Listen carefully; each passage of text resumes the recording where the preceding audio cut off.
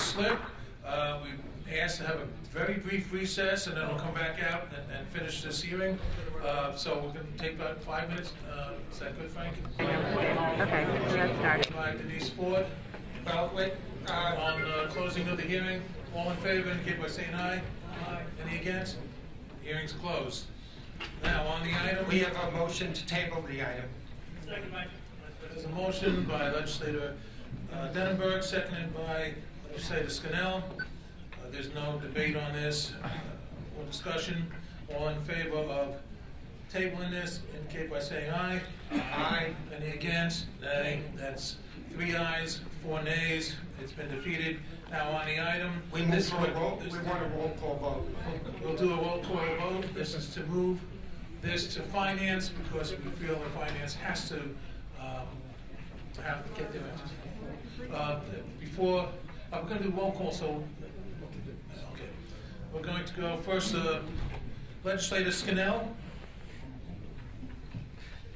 I just got to say something first, Dennis. To take an axe to the police department like this plan does is completely wrong. This plan is completely wrong. It makes no common sense. Being here for 12 years, I am absolutely embarrassed. This is the worst piece of legislation that this legislature has had before it. It's embarrassing. I think the people who came also were extremely embarrassed about this legislation. The public heard, I don't think I heard one, just literally one person said it was a good thing. Use your common sense. You guys are supposed to be the checks and balances here in the Nassau County Legislature. We were for 12 years. I've been for 12 years. I've voted my conscience. This is the worst piece of legislation I've seen. It does not protect the people. It hurts public safety in Nassau County. I proudly vote no.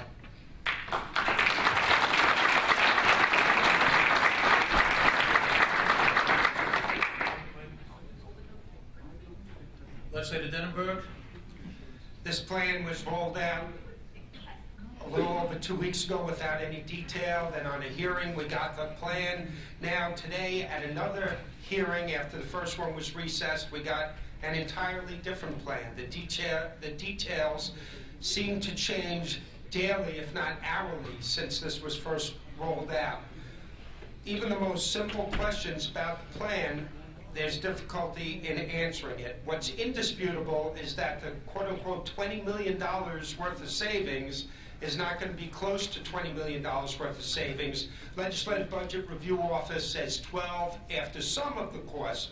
Just the termination pay is counted. That doesn't include any incentive. That doesn't include any of the costs of these community policing centers or of refurbishing the existing precincts to basically double the size of the operations that go on there. After hours of presentations, or today, we still have no idea how this makes good fiscal and good government sense. The numbers don't add up. 48 more POP officers when it's clear that you're going to need 48 people just to have 2 officers 24/7 round the clock at the community policing centers. The numbers don't add up. Any commitment from people who went from 1 police precinct closing to 2, now to 4, any commitment that there'll still be squad cars to fill the 177 patrols, when all we keep hearing is that the patrols won't change. I understand a map won't change. I'm most worried about whether the patrols are actually filled with a squad car. To compromise public safety without any measurable savings makes no sense at all. So I agree that we don't know where this plan is going, where it even came from, and no one should be voting for something. You know what? We'll look back on this day, and this is the day when public safety in Nassau County began to hit rock bottom, and that's unfortunate. I vote no.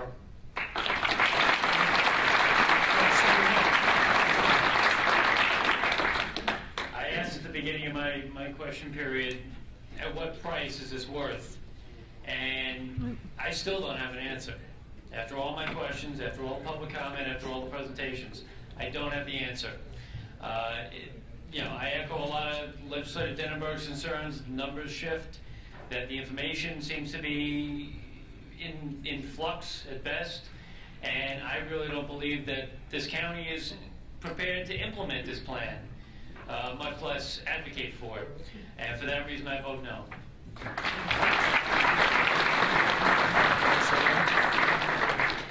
Legislator Ford. We heard a lot of testimony today in regard to this issue of closing of the 4th precincts. And I firmly believe, though, that the administration did do a very good presentation as to the plan that they want to. But that being said, we have to take into consideration also a lot of the comments and other questions and concerns that were raised by the many people who attended today's hearing. And, you know, I think that there are a couple of the speakers who did advise us and advise the administration, and I believe as well as the union, that one way to possibly solve this is all of you get to the table and let's talk about this. We all know that one of the things that are driving some closings like this happens to be because of the fiscal crisis that we're in.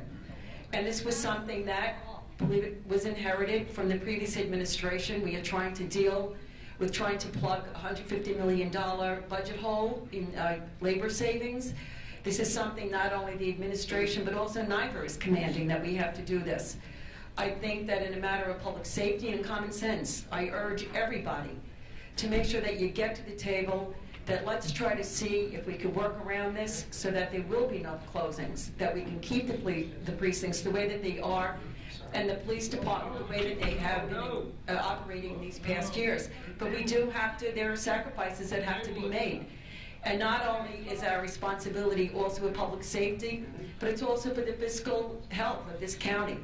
And that we do require that we must make sure that we look at everybody in this county as well as those that not only protect it, but those that live here as well. So I urge the unions, and I especially urge this administration to get together, let's talk about it. But because we need to hear also on the fiscal end of this, and this is going to be moved over to the Finance Committee, I vote yes. Legislator Belisi. Good afternoon. I heard a lot of testimony. I echo what Denise Ford said. I heard a lot of testimony. I have a lot of questions. I'm not voting for the party. Just listen to me. Anybody you know me, I'm a pretty independent guy. I have. You guys are right again. I vote to pass it on. Okay. Legislator Gonzalez. Yes, you know, in all due respect, we heard a lot of testimony today that warrants review on behalf of the members of this committee and the full legislature. In the next week or two, we hopefully will get some of those answers to the questions that the public has raised, and of course, the changes that have been made in the past week or so by the administration and the department. We are doing nothing more today than moving the process along to the next committee, which is Finance. So I vote yes. And I vote yes. That's 4 yes and 3 no. This item passes on to Finance. I have a motion to adjourn by Norma Gonzalez, seconded by Denise Ford. All in favor indicate by saying aye. I didn't get too much of the audience reaction. This committee is now And then some guy spoke over here, but I couldn't see him. Finance is now.